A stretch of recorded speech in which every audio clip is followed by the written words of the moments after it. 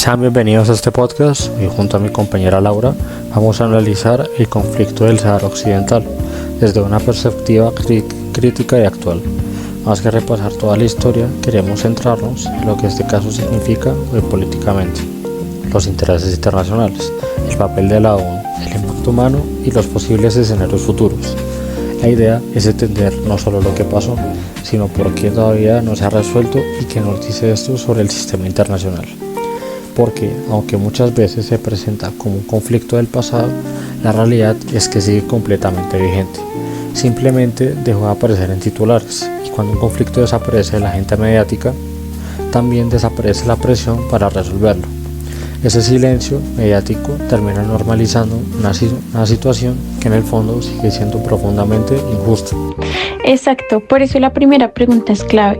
¿Realmente es un conflicto olvidado o conviene que sea invisible? No recibe ni de lejos la atención que tienen otras crisis internacionales, y esa falta de visibilidad hace que la opinión pública no exija soluciones. Si la gente no escucha el tema, difícilmente sentirá que es urgente o necesario actuar. Así es, ya que no vemos sanciones ni debates constantes, ni presión diplomática fuerte, y eso hace pensar que no es desinterés, sino una indiferencia estratégica. A ciertos actores les resulta más cómodo que todo siga congelado. Mientras no haya ruedo internacional, mantener el statu quo parece la opción menos costosa para quienes tienen poder.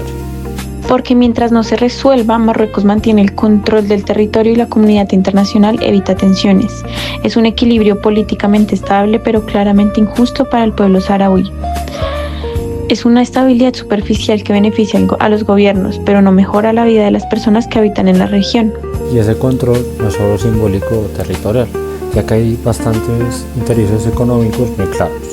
El Sahara tiene algunos de los yacimientos de fosfatos más grandes del mundo, además de pesca abundante y potencial energético.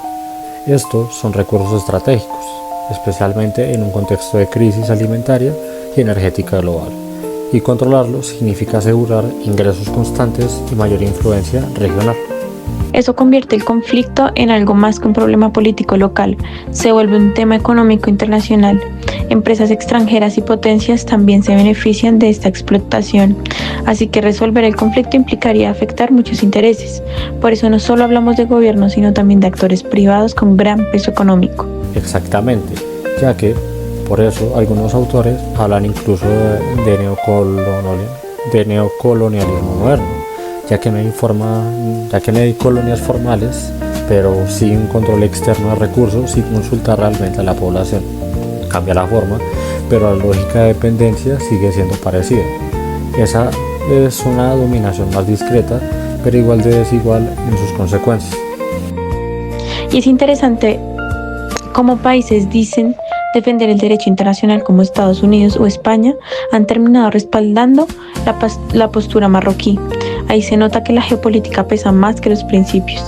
Los discursos sobre derechos humanos muchas veces se quedan cortos cuando chocan con intereses estratégicos. Así es, y claro, porque al final los estados priorizan la estabilidad regional, alianzas estratégicas y comercio.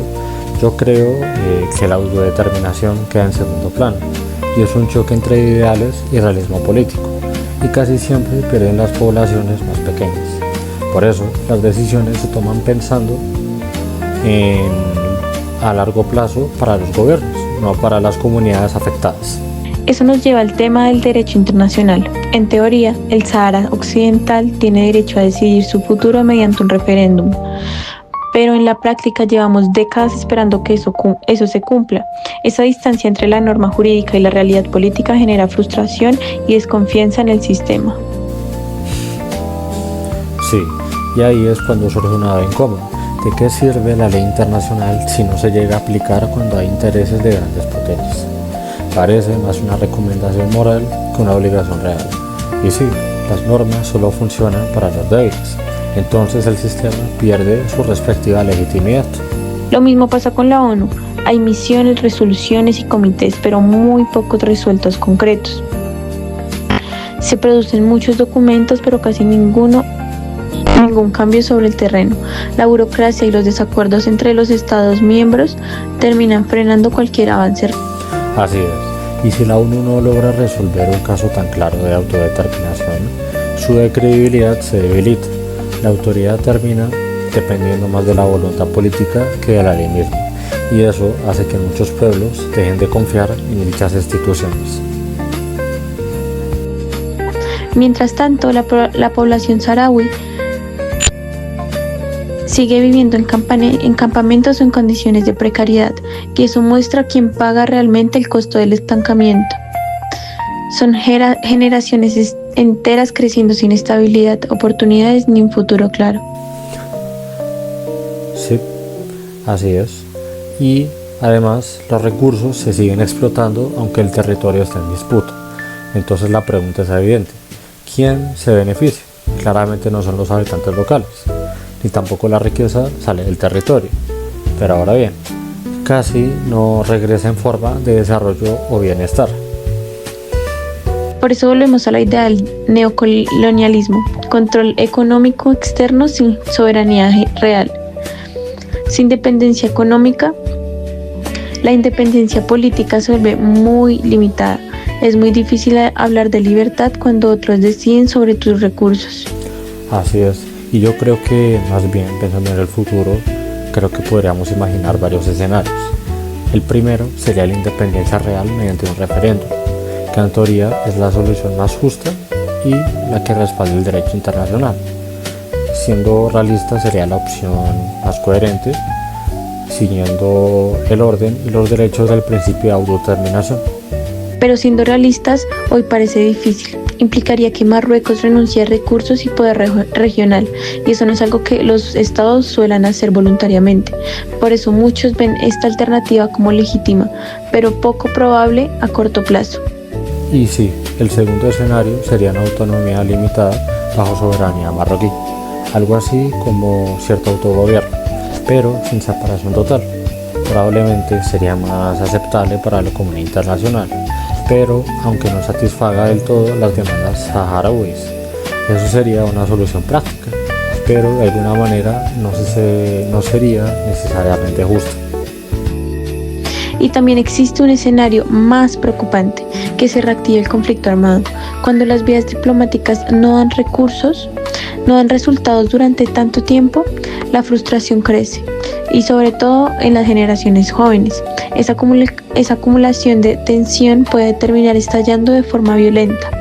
Así es, entiendo tu punto, y eso se suma el apoyo internacional. Tú me dirás si potencias como Estados Unidos o España cambian de postura, o ya sea que el equilibrio político podría transformarse rápidamente, teniendo en cuenta ya sea para bien o para mal. Un simple giro diplomático creo que puede alterar años de estancamiento. O sea, el futuro no depende solo de lo que pase dentro del Sahara, sino también de las decisiones que se toman en los despachos internacionales. Eso demuestra lo poco margen que tienen los pueblos pequeños frente a intereses globales. Muchas veces su destino se decide lejos de su propia voz. Así es, y en el fondo todo nos lleva a la misma conclusión. El Sahara Occidental no sigue estancado por falta de solución, sino por falta de voluntad política. Las opciones existen, pero chocan con intereses económicos y geopolíticos muy fuertes, y sin esa voluntad cualquier propuesta queda solo en el papel. También es un conflicto postcolonial no resuelto. España se retiró sin completar el proceso de descolonización, dejando un vacío que todavía genera inestabilidad. Es una herencia histórica que nunca cerró del todo y que sigue afectando al presente. Y por eso este caso es tan simbólico. Muestra cómo el sistema internacional muchas veces prioriza la conveniencia estratégica antes que la justicia y los derechos humanos. Y es un claro ejemplo de la brecha entre discurso y realidad.